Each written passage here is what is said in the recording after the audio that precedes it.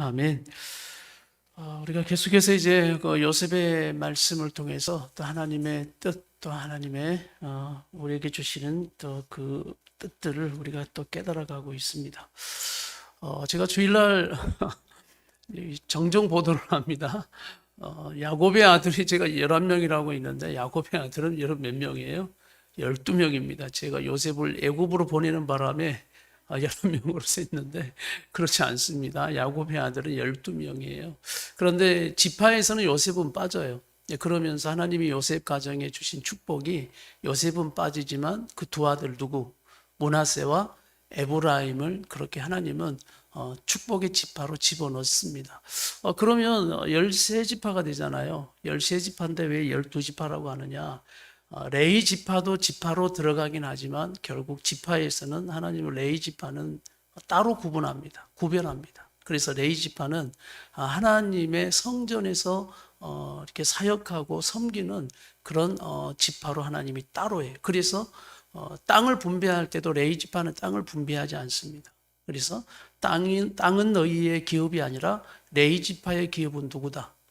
하나님이다. 하나님이 너희의 기업이다라고 해서 레위 지파를 그렇게 구분해서 지파의 구분이 되다 보니까 이제 레위 지파를 뺀 에브라임, 므낫세가 들어가서 12지파가 되어진다는 다시 말씀 보도 정정을 드리니 여러분 또 다시 말씀을 또 그걸 기억해 주시기를 바랍니다. 우리가 이제 요셉을 통해서 형들이 결국 애굽 그 흉년으로 통해서 하나님은 요셉을 먼저 애굽으로 보내셨다 하셨어요. 꼭 예수님을 이 땅에 육신을 입고 보낸 것처럼 요셉을 먼저 보내셔서 생명의 부여자로 그래서 온 세계를 구원하고자 하는 하나님의 뜻입니다. 그래서 하나님의 약속을 그렇게 이루어 가시죠. 그러면서 결국 야곱의 가정도 이제 살려고 어디로 가게 되어져요?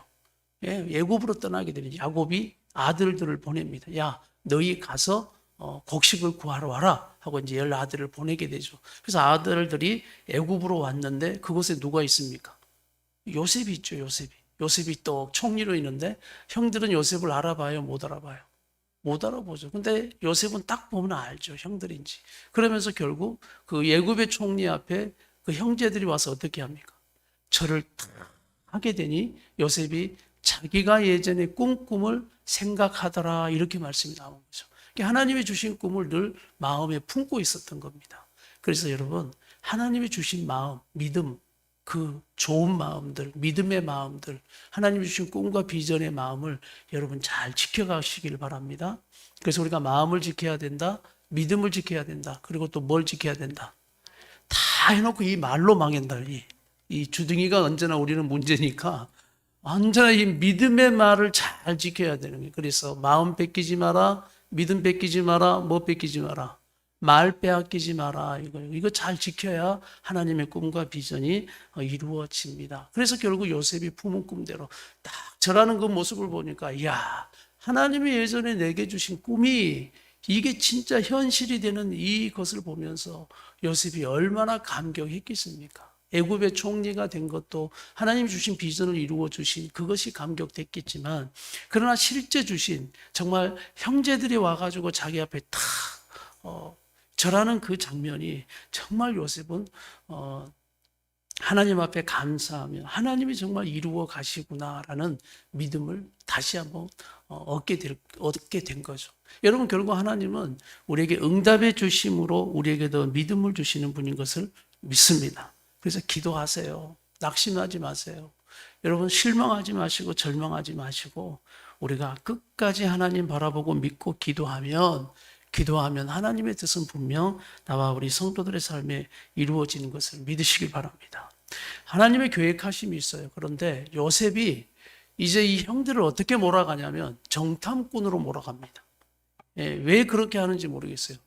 자칫 잘못 해석하면 요셉이 이제 열이 나가지고 그동안 당했던 그 분노고 화 때문에 그 형들에게 꼭 그 원수가 없는 것처럼 보복하고 있는 것처럼 보일 수 있어요. 그러면서 골탕 먹이려고. 그러나 그렇지 않습니다. 이것은 분명 하나님의 간섭하심이 있고 하나님이 요셉을 통해서 하시고자 하시는 뜻이 있다는 것을 보여주는 겁니다. 그 가운데 뭐가 있냐면 왜 정탐꾼으로 몰아가면서 결국 그들에게 이렇게 하고 있느냐. 요셉의 계획은 여러분 결국 그들을 죽이려 하는 게 아니에요. 결국 뭐 하고자 하는 거죠? 살리고자 하는 겁니다. 그래서 온 가족을 애굽으로 데려오고자 하는 그 요셉의 계획이 있어요. 여러분 이게 하나님의 계획입니다. 근데 형들은 모르니까 두렵죠. 그런 가운데 이제 하나님은 결국 살리고자 하는 일들을 요셉을 통해서 이루어 주시는 게 한 가지 있고요. 또 하나 말씀을 통해 우리가 깨닫는 한 가지가 있는데 그게 뭐냐면 형들의 그 죄악들을 다 드러내게 하시는 거예요. 형들의 무엇을 드러내신다고요? 죄악을 다 드러내게 하는 거예요. 왜냐하면 형들은 그 죄, 예전에 행했던 요셉을 그렇게 죽이려고 했고 구덩이에 넣고 팔아먹었고 했던 그리고 누구를 속여요?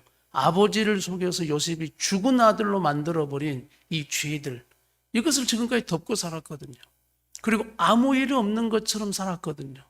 그런데 하나님은 결국 오늘 이 자리에서 그 죄악들을 드러내게 하시고 그 앞에 딱 직면하게 하시는 겁니다. 그러면서 우리 하나님 왜? 그러면서 죽이려 하는 게 아니에요. 성경은 구속사라고 있습니다. 살리는 역사인 거예요.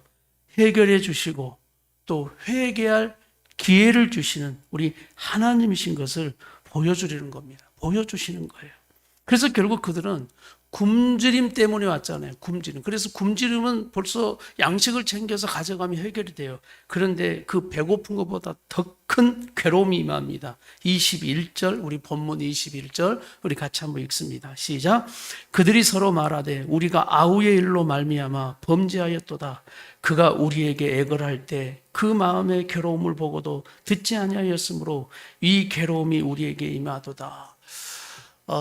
이제 그들을 사흘 동안 정탐꾼으로 몰면서 3일 동안 가둬놓거든요. 이제 가둬놓으면서 이제 3일이 지나서 요셉이 이렇게 합니다. 너희를 풀어주겠다. 그리고 곡식을 가지고 아버지에게 돌아가라. 그런데 한 사람은 남아야 한다. 그 한 사람이 바로 시므온입니다. 시므온. 그래서 시므온 한 사람을 결박하고 나머지 형제들은 풀어주게 되어지는 이 사건을 통해서 이제 그들은 뭐라고 오늘 말씀에서 고백하냐면 우리가 요셉의 옛날에 그 요셉의 일로 말미암아 뭐 했다는 거. 범죄했구나. 여러분 은혜가 뭔지 아세요? 옛날에는 그게 죄라고 느껴지지 않는 거예요. 그런데 지금은 그것이 뭐라고 느껴지는 거예요? 죄라고 느껴지는 거예요. 예수 믿고 회개하는 예수 믿고 가장 큰 은혜가 뭔지 압니까? 여러분이 옛날에는 그거 죄라고 생각하지 못했던 그 일들. 근데 예수 믿고 내가 그 은혜 가운데 회개하니 그것이 무엇으로 느껴지는 거예요? 죄라고 느껴지는 겁니다. 에이 뭐 세상이다 그러고 사는데 그거 하는 게 죄야. 그렇게 생각했던 것들이 내가 예수 그리스도의 은혜를 알고 오늘 바로 믿음이 뭔지를 알다 보니까 그것이 죄라는 것을 알게 되어지는 겁니다. 그래서 범죄하였도다. 그가 우리에게 애걸할 때 구덩이에서 살려달라 할 때 우리가 그의 고통에서 우리 괴로움을 보고도 듣지 않았는데 결국 그 괴로움이 누구에게? 우리에게 임했다. 그 괴로운 사람이 되어져 버렸다. 여러분 죄는 그런 거예요. 죄가 처리되지 않으면 결국 무엇 가운데 산다고요?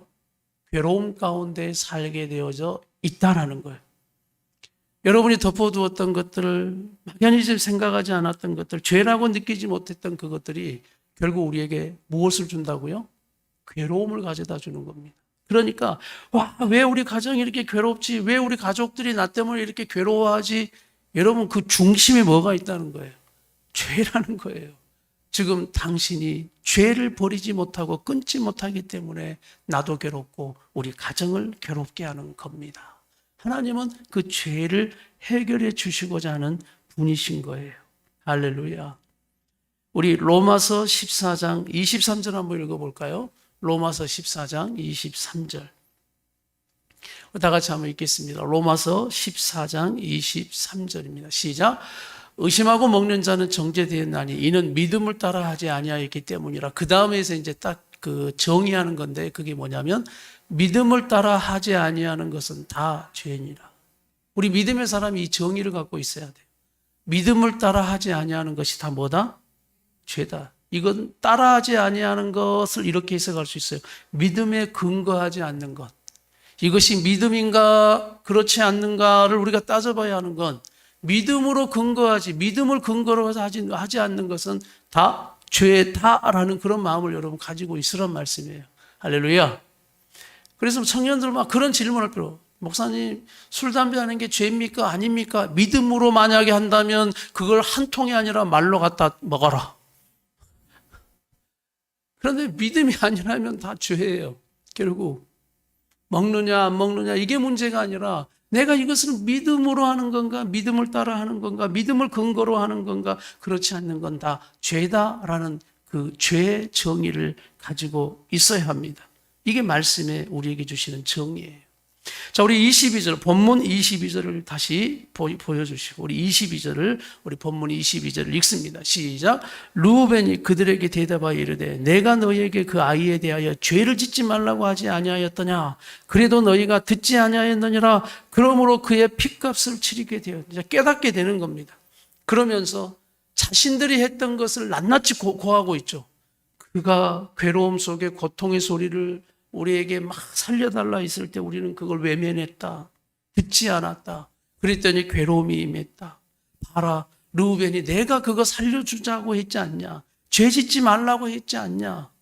그래도 너희가 듣지 않더니 자 이거 봐라. 핏값이 되어져 버렸다. 결국 그 핏값으로 우리가 죽게 되어졌다. 이제 르우벤은 또 뭐 탓하고 있는 거죠. 예. 그러면서 동의하고 다 그냥 없는 것처럼 지금까지 왔지만 왜 지금 하필이면 이때 살아나야 되고 곡식을 가지고 빨리 집으로 돌아가야 할 때 이런 막 죄들이 낱낱이 드러나는 이런 일들이 일어나는가? 여러분 반드시 죄의 문제는 하나님은 드러내신다는 것을 믿으십시오. 절대 죄를 그냥 덮어두지 않으셔요. 하나님이 사랑하는 자일수록 하나님이 사랑하는 사람일수록 우리 하나님은 이 죄의 문제를 간과하시고 그냥 덮어두지 않습니다. 왜냐하면 이 죄는 우리 관계도 가족의 관계도 끊어놓지만 하나님과 우리 사이를 갈라놓는다는 거예요. 이사야 우리 59장 2절을 한번 읽겠습니다. 이사야 59장 2절 말씀. 이사야 59장 2절 다 같이 시작. 59장 2절 시작. 오직 너희 죄악이 너희와 너희 하나님 사이를 갈라놓았고 너희 죄가 그의 얼굴을 가리어서 너희에게서 듣지 않으시게 하나님과 사이를 갈라놓고 벽을 딱 쳐버리는 게 바로 죄라는 거예요. 죄는 우리 사랑하는 사람들의 관계도 그렇게 벽을 치지만 하나님과 우리 사이에 벽을 쳐서 소통하지 못하게 만들어버리는 결국 우리가 영적 죽음으로 가게 될 수밖에 없는 그런 일들이 되어지는 것입니다. 그러니까 하나님이 오늘 형들의 죄악을 낱낱이 드러내게 하는 거예요. 괴로움으로. 그러면서 더 악한 상황이 되어지는 거예요. 자기들의 생각들이 있겠죠. 야, 우리는 이제 다 괜찮아졌겠지라고 생각하지 않았겠어요? 아버지도 속고 다 시간이 얼마나 많이 흘러버렸는데 그냥 다 괴로움과 죄책감, 정죄감이 왜 없겠어요? 이 괴로움이 그들은 지금까지 가지고 있었던 겁니다. 그러면서 모른 채 하는 거예요. 다 덮어두는 거예요. 괜찮은 것처럼 애써 또 뭐 하잖아요? 생각하지 않아요. 부인합니다. 부정합니다. 그리고 현실의 사실을 왜곡합니다. 그러니 이런 것으로 그 죄를 덮으려고 했던 것들을 우리 하나님은 나와 너희 사이가 지금 갈라져서 이처럼 소통되지 않고 막혀있고 아무리 내가 너희에게 은혜를 주고 축복을 해주려고 해도 그 벽이 가려져 있는 이것 때문에 되지 않는다. 그러니 하나님은 그 벽을 애써서 무너뜨리려고 하는 거예요. 그럴 때 그 벽이 무너지려고 하면 우리는 불안합니다. 두렵습니다. 왜? 벽이 없어져 버리면 나의 모습이 보이니까요. 벽이 없어져 버리면 여러분의 가정의 모습이 보이니까요. 벽이 없어져 버리면 내 모습이 아내에게 낱낱이 드러나니까요. 벽이 없어져 버리면 우리 청년들의 모습들이 여실히 하나님 앞에 드러나게 되니까요. 우리 베드로후서 3장 9절 말씀 한번 읽겠습니다. 베드로후서 3장 9절 말씀. 다 같이 시작. 주의 약속은 어떤 이들이 더디다고 생각하는 것 같이 더딘 것이 아니라 오직 주께서는 너희를 대하여 오래 참으사 아무도 멸망하지 아니하고 다 회개하기에 이르기를 원하시느니라. 뭐 예수님 다시 오심을 믿습니까? 어떤 분은 그래요. 뭐 예수님 다시 오신다니 뭐 맨날 뭐 말세다 언제 오는가 봐라. 10년 전에도 오신다. 뭐 20년 전에 오신다. 뭐 5년 전에도 오신다. 근데 지금 바로 오시는 거. 여러분 그렇게 함부로 말하는 게 아니에요. 오늘 분명 말씀해 주셨잖아요. 우리가 회개하기를 기다리고 계신다. 왜? 한 명이라도 살리는 것이 하나님의 애타는 사랑의 마음이기 때문입니다. 그런데 로마서 2장 4절 5절을 보면 그렇게 우리 고집과 회개하지 않는 게 문제예요. 로마서 2장 4절 5절을 우리 같이 한번 읽겠습니다. 시작. 혹 네가 하나님의 인자하심이 너를 인도하여 회개하게 하심을 알지 못하여 그의 인자하심과 용납하심과 같이 참으심이 풍성함을 멸시하냐. 5절. 다만 네 고집과 회개하지 아니하는 마음을 따라 진노의 날 곧 하나님의 의로우신 심판이 나타나는 그날에 임할 진노를 네게 쌓는. 하나님이 그렇게 사랑하시는 인자함과 그 풍성한 은혜를 네가 왜 그렇게 멸시하는지 모르겠다. 그래서 결국 회개하지 않는 네 고집 때문에 진노와 심판을 쌓고 있구나. 여러분 소나기는 바로 내리는 게 아니라 쌓아져 먹구름 되면 쏟아지는 것이죠. 우리 히브리서 12장 16절 17절 한번 히브리서 12장 16절 우리 같이 한번 읽겠습니다. 다 같이. 음행하는 자와 혹 한 그릇 음식을 위하여 장자의 명분을 판 에서와 같이 망령된 자가 없도록. 하나님 무서워할 줄 모르고 살았다는 거죠. 그런데 17절. 너희가 아는 바와 같이 그가 그 후에 축복을 이어받으려고 눈물을 흘리며 이삭 아버지에게 막 구했잖아요. 그런데 나는 더 이상 네게 줄 축복이 없다라고 말하는 것처럼 회개할 기회를 뭐한다? 얻지 못하게 되어져 버릴 수도 있다. 너희도 그렇다. 난 우리 성도들이 날마다 회개할 기회를 얻어서 하나님 앞에 회개함으로 나아가는 걸음들이 되기를 축복합니다. 어떤 자가 복이 되냐? 잠언 28장 13절을 한번 보겠습니다. 잠언 28장 13절. 시작. 자기의 죄를 숨기는 자는 형통하지 못하나 죄를 자복하고 버리는 자는 불쌍히 여김을 받으리라. 자기의 죄를 숨기는 자는 결국 형통하지 못한다. 그런데 죄를 자복하고 버리는 자는 뭘 받는다고요? 불쌍히 여김을 받으리라. 우리 이 말씀에 아멘 합시다. 그래서 요셉의 마음에 더 긍휼이 임한 거예요. 더 불쌍히 여김이 임한 거예요. 우리 본문 24절을 한번 23절 24절 우리 본문 우리 23절 24절 시작. 그들 사이에 통역을 세웠으므로 그들은 요셉이 듣는 줄을 알지 못하. 지금 자기들끼리 이야기하지만 요셉은 못 알아먹는다고 생각하겠죠. 예, 요셉은 애굽 사람이라고 생각했으니까.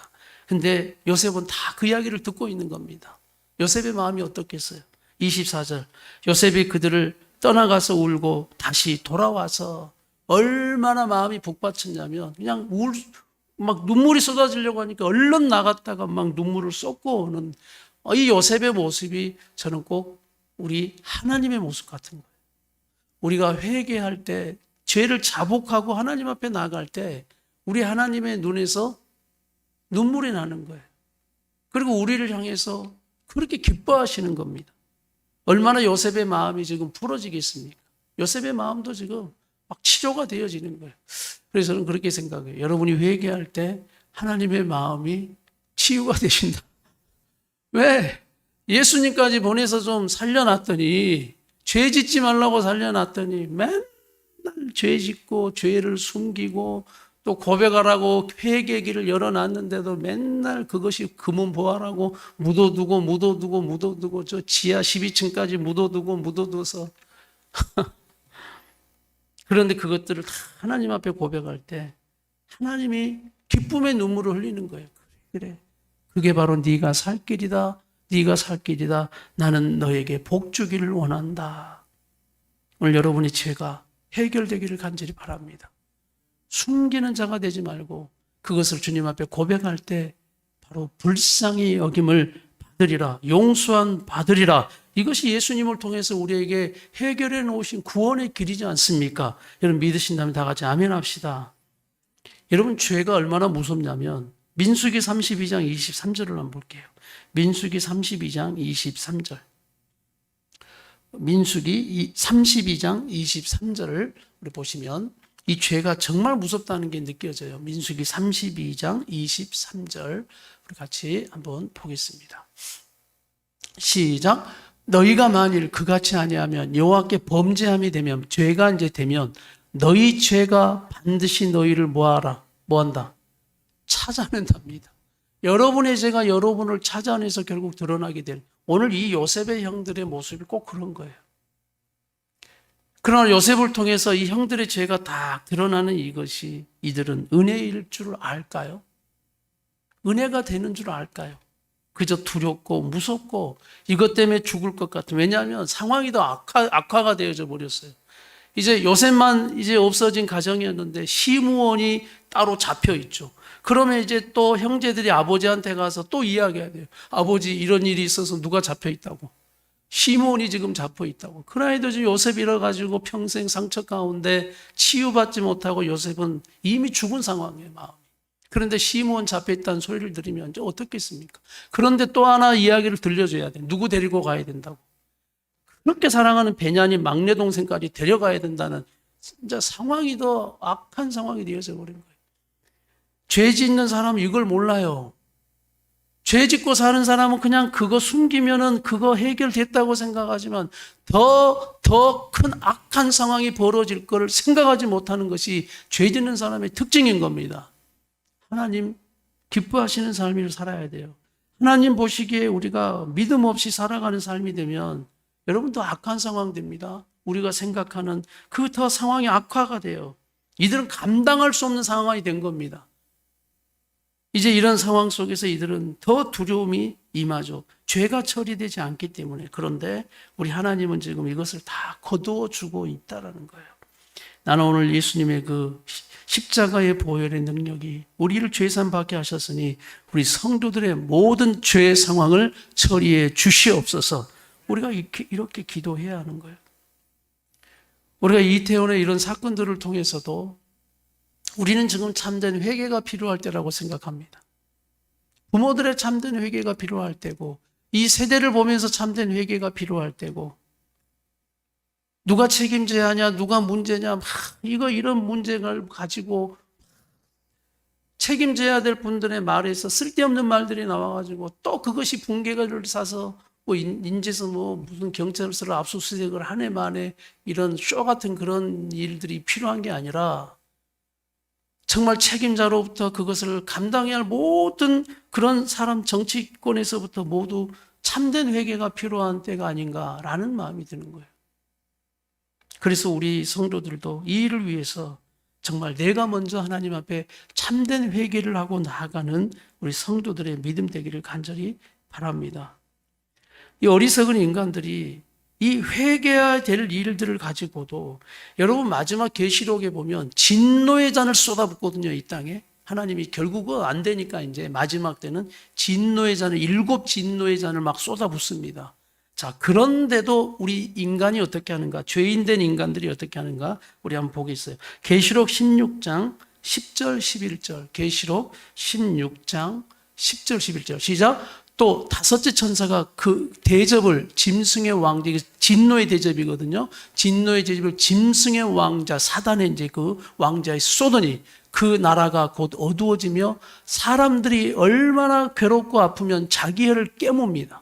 그런 11절 보세요. 아프고 종기로 말미암아 결국 이것으로 통해서 하나님을 깨닫게 하는 거죠. 근데 보세요.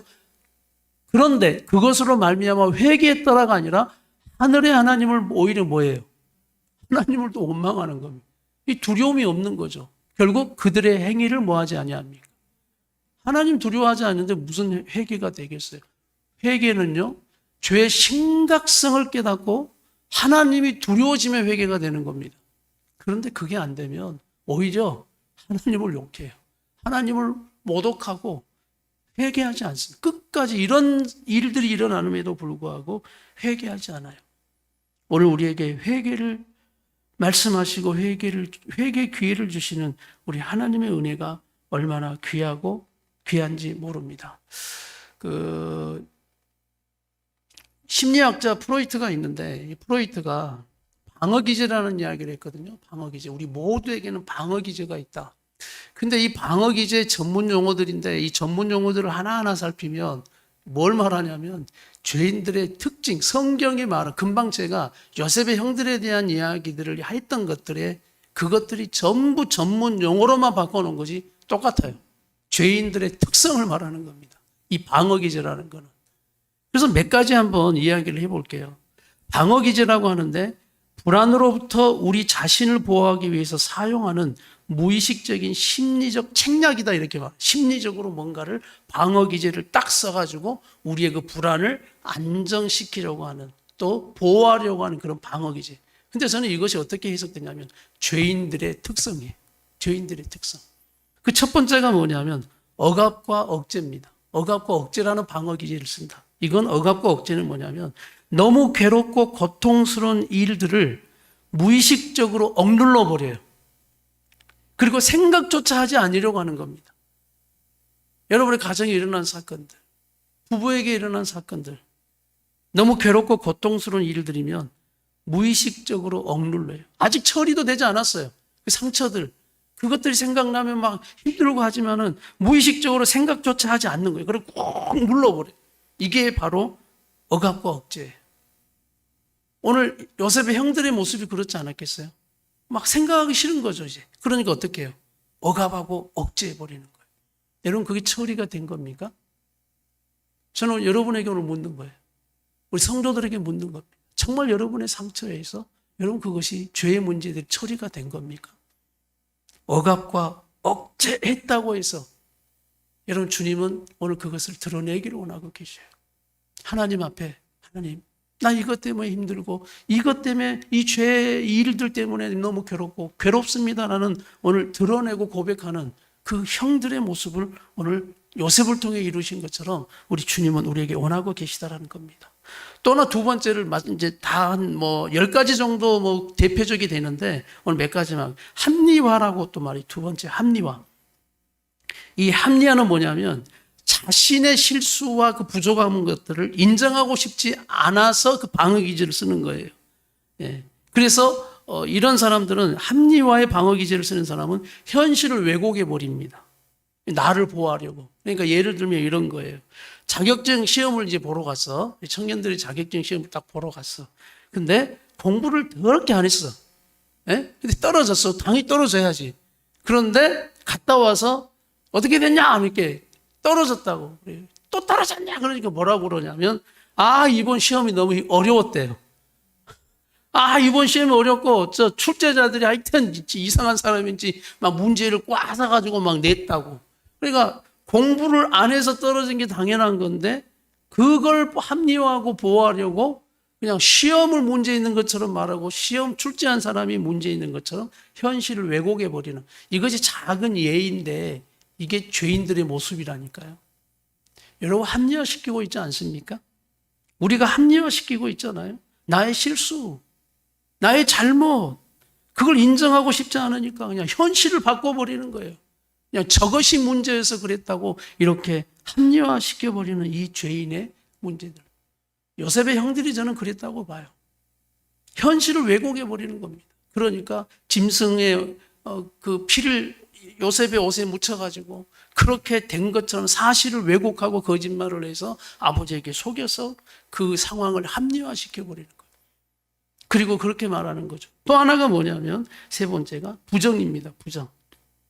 부정이라는 것은 현실을 회피하는 대표적인 방법이에요. 그냥 부정해버리는 거죠.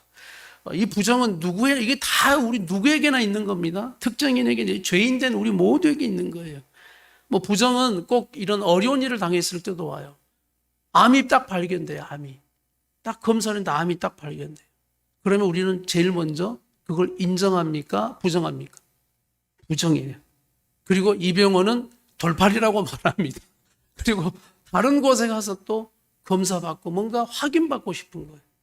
왜냐하면 부정하고 싶은 거거든요. 우리는 큰 충격의 일이 오면 일단 부정하고 싶은 거예요. 왜? 나에게 이런 일이 일어나는 건 부정하고 싶은 거죠. 그러면서 결국 그 사실로 그걸 받아들이기 너무 힘들기 때문에 우리는 부정하는 거예요. 야곱이 그랬지 않았겠습니까? 야곱. 그러니까 야곱이 자기 죄가 뭔지를 몰라요. 왜? 일단 부정하니까. 요셉이 죽었다라고 말하니 이것도 부정하는 거예요. 왜 이런 일이 벌어졌는가를 자신을 돌아보기보다는 부정하고 받아들이기 싫은 현실을 회피하는, 그러니까 베냐민 이제 막내 동생이 목숨 걸고 그 아이를 사랑하는 그 마음도 결국 이런 베냐민도 애굽으로 데려갑니다. 그래서 야곱이 죽으면 그냥 뭐 어떻게 하겠느냐라고 하고 보내요. 결국은 하나님 야곱도 만져가는 거예요. 야곱의 마음도. 이 부정. 그리고 또 네 번째가 투사입니다.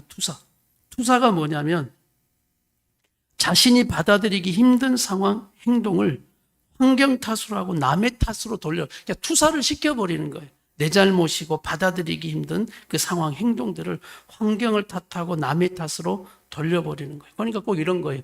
똥 묻은 겨가 겸 묻은 개를 보고 나무란다라는 속담이 꼭 그런 겁니다.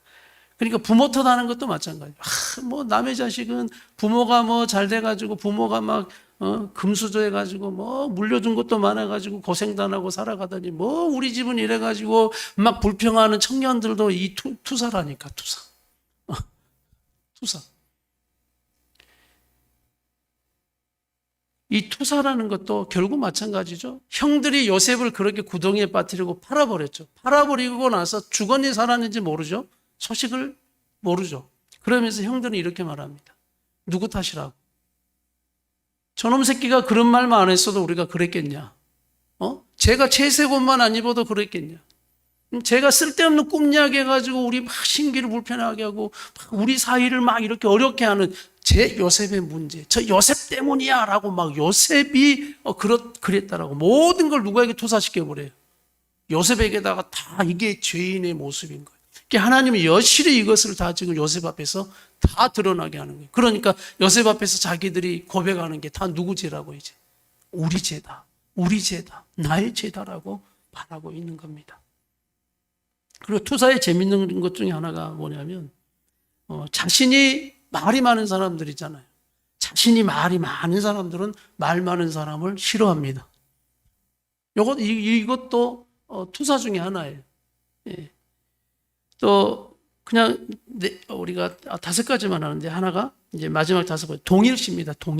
동일시라는 방어기지도 있는데 여러분이 방어기지라는 걸 검색해 보시면 재미있는 내용들이 이런 전문 용어들이 많이 나오는데 좀 어려울 수 있는데 한번 참고해 보실 분들은 방어기제 이렇게 쳐보시면 나와요. 동일시는 어떤 거냐면 다른 사람의 태도와 신념과 가치 있잖아요. 다른 사람. 부러워하는 그런 사람들의 또 성공하는 사람들의 신념, 막 태도, 가치 등을 자신의 것으로 채택함으로 내가 꼭 그런 사람으로 여기는 거예요. 그러니까 막 내가 국회의원들하고 다녀요. 그럼 내가 국회의원들하고 다니면은 내가 누가 되는 거예요? 내가 국회의원. 그리고 그 사람들은 내가 오늘 누구랑 밥 먹는지 아냐? 막 이렇게 하면서 막 내가 오늘 국회의원하고 밥 먹었다고 하면서 자기가 국회의원 되는 거예요. 그리고 또 막 뭔가 세상적으로 성공한 사람이나 뭐 대단한 그런 사람들을 하고 막 이렇게 하는 거 하면서 내가 꼭 그런 사람이 된 것처럼 막 이렇게 이야기하는 이런 모습들이 이 동일시라는 방어기제를 쓴다. 방어기제로 딱 써서 내가 그런 위치에 올라간 사람처럼 꼭 그렇게 나타내고자 하는. 너무 이게 안타깝잖아요. 이게 바로 죄인들의 모습이에요. 오늘 우리 주님은 이 방어 기제들을 다 치우기를 원하고 계시는 겁니다. 그러면서 오늘 이 말씀처럼 오늘 주님 앞에 여러분이 생각하십시오. 나는 어떤 것들을 억압과 억제를 통해서 꽉꽉 눌러버리고 그것을 내가 드러내지 않으려고 하는가? 또 자꾸 현실을 왜곡하면서 어떤 걸 합리화시키려고 애쓰고 있는가? 그리고 또 부정하는 거예요. 막 지금도 막 그걸 애써 부정을. 왜냐하면 다 이거는 뭐냐면 직면하기 두려운 거예요. 직면하기. 그런데 오늘 요셉의 형들 다 직면하는 겁니다. 결국 요셉의 얼굴과 직면하게 되고요. 하나님과 우리는 다 직면할 사람들이에요. 투사시키는 거예요. 그냥 저렇게 하니까 내가 이렇게 한 거라고 막 남의 탓으로, 환경 탓으로. 그러니 내가 더 실수하고 내가 더 많은 죄인임에도 불구하고 꼭 똥 묻은 개가 개 묻은 개에게 뭐라고 막 나무라는 거죠. 우리는 그러고 사는 거예요. 그러면서 막 뭐 부모에게 상처받은 것처럼 막 말하면서 부모보다 더 엉망으로 살아가는 그런 모습도 다 투사예요. 그리고 나의 이 연약하고 부족한 것을 드러내는 것이 이 열등감이 동일시 여기면서 그냥 막 주위에 이리저리 시선에 내가 다른 사람에 붙잡혀 내가 아닌 다른 사람처럼 살아가면서 꼭 내가 그런 사람이 된 것처럼 살아가는 이 모습, 이것이 바로 오늘 요셉의 형들의 모습입니다. 그러면서 주님은 우리에게 말씀하는 거예요. 다 빛 앞으로 나오라. 빛 앞으로 나오라. 우리 마지막 요한일서 1장 7절에서 9절 한번 읽어볼까요? 요한일서 1장 7절에서 우리 다 같이 시작. 그 빛 가운데 계신 것 같이 우리도 빛 가운데 행하면 우리가 서로 사귐이 있고 아들 예수의 피가 우리를 모든 죄에서 깨끗하게, 여러분 믿으시면 다 같이 아멘 합시다. 아들 예수의 피가 우리를 모든 죄에서 깨끗하게 하십니다. 8절. 만일 우리가 죄가 없다고 말하면 스스로 속이고 또 진리가 우리 속에 있지. 자, 여러분, 내가 죄가 없다고 말하면, 오늘 요셉의 형들이 죄가 없다고 말하면 막 요셉 앞에서도 이거 다 요셉 때문이라고, 그놈 때문에 일어난 일이라고 그러고 말하고 있다면 스스로를 속이는 것이고 진리가 우리 속에 있지 아니하는 것이다. 9절 우리에게 이렇게 말씀합니다. 만일 우리가 우리 죄를 자백하면 그는 미쁘시고 의로우사 우리 죄를 사하시고 우리를 모든 불의에서 깨끗하게 하실 것이요. 아멘이십니까?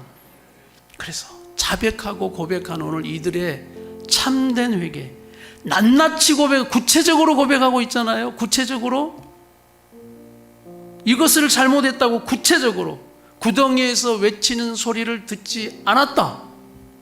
그리고 오늘 우리가 그를 죽은 것처럼 막 피를 묻혀서 했던 것들이 결국 이것이 우리에게 핏값으로 왔다. 여러분, 설명이 그냥 대충이에요, 구체적이에요? 그걸 지금 누가 듣고 있어요? 요셉이요. 그래서 우리 다 같이 합시다. 죄송합니다. 미안합니다. 여러분, 이 말 잘 하십니까? 근데 우리 여자들은 이래요. 남자들이 미안하네 미안해 그러면 우리 여자분들은 꼭 한마디 더 해요. 뭐가 미안한데? 이게 왜냐하면 뭐 해달라는 이야기예요? 좀 그렇죠, 구체적으로 네 죄를 좀 회개 좀 해봐라 이 말이에요. 그런데 우리는 그냥 통치죠. 뭐라고? 미안하네 이렇게 끝내요. 귀찮아요. 그리고 미안합니다, 죄송합니다, 미안하네, 죄송하네, 미안해요, 죄송해요 안 해요. 못해요. 죄인들이 왜 이렇게 죄송하다고 미안하다고 하는 말이 이렇게 힘든지 모르겠습니다. 그리고 남자들이 아내들에게 용서를 구할 것 같으면 구체적으로 하세요. 내가 예전에 이 죄된 못된 일 때문에 당신 마음을 힘들게 하고 어렵게 해서 미안하네, 죄송하네, 내가 죄인이네. 여러분, 이 한마디만 끝나버려요. 하나님 그 가정에 치유를 주시고 그 가정에 임하시는 하나님의 은혜와 평강으로 평안이 임하게 하시는데 그걸 못하는 거예요. 그냥 우리가 말하지 않고 숨겨두고 묻어두고 다 하면 그게 다 해결됐다고 생각하는 거예요. 다시 한번 하나님 앞에 들투십시오. 하나님 앞에 나아가십시오. 고백하십시오. 그러면서 사랑하는 사람 앞에 우리는 참된 회개, 하나님 앞에 나아가지만 자백과 고백이 얼마나 큰 놀라운 하나님의 은혜와 평안을 주시는지 모르는 거예요. 그래서 미안합니다, 죄송합니다. 뭐가 미안한데? 좀 더 구체적으로 내가 이거를 해서 이건 모든 관계에서 그래요. 관계에서 어떤 관계에서 목사님 내가 이렇게 해서 목사님 마음이 좀 어려우셨죠? 죄송합니다. 저는 성도들이 그런 성도들이 되기를 축복합니다. 관계에서도 마찬가지예요. 그래서 저는 늘 이렇게 생각해요. 사과하는 것, 미안합니다, 죄송합니다와 감사합니다는 타이밍이다. 타이밍 놓치면 해봤자 별 영향가 없다. 저는 이렇게 생각해요. 뭐라고요? 타이밍이라고요. 제때 사과하고, 제때 미안하고, 제때 죄송하고, 제때 감사할 때 타이밍입니다. 지금 우리 교회는 감사하는 타이밍입니다. 그래서 감사 카톡을 하여튼 지금 막 저는 이때 타이밍이다 그러고 막 하는 거예요. 할렐루야. 그래서 또 옆에 분하고 연습합시다. 우리 미안합니다. 죄송합니다. 그럼 이제 집에 가서, 그건 집에 가서 하세요. 뭐가 미안한데 이렇게 이제 물어야 돼. 집에 가서. 그러면 진짜 고백해 보세요. 어떤 일이 일어나는지 한번 고백해 보세요. 하나님 앞에 고백하면 어떤 일이 일어나는지, 오늘 우리가 관계 안에서 고백하면 어떤 일이 일어나는지. 마지막 나는 우리 성도들과 함께 이 시간 이 찬송과 고백을 드리고 주님 앞에 마지막 기도하기를 원합니다. 전부 여의